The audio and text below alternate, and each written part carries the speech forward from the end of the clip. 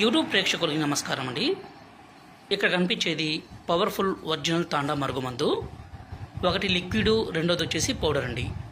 ఈ మరుగుమందు వల్ల ఉపయోగాలు ఏంటి, అసలు ఈ మరుగుమందు అనేది ఎవరికి పెట్టాలని దాని గురించి ఈ వీడియోలో తెలుసుకుందాము.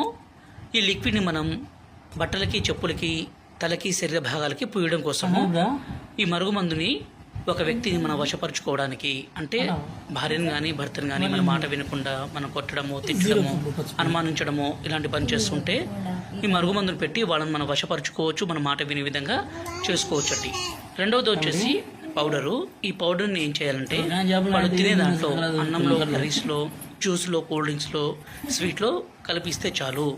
ఎంత మొండి వ్యక్తి అయినా కానీ, ఎంత కొమ్ములు తిరిగిన స్త్రీ కావచ్చు, పురుషుడు కావచ్చు, మీకు లొంగాల్సిందే, మీ మాట వినాల్సిందే అండి.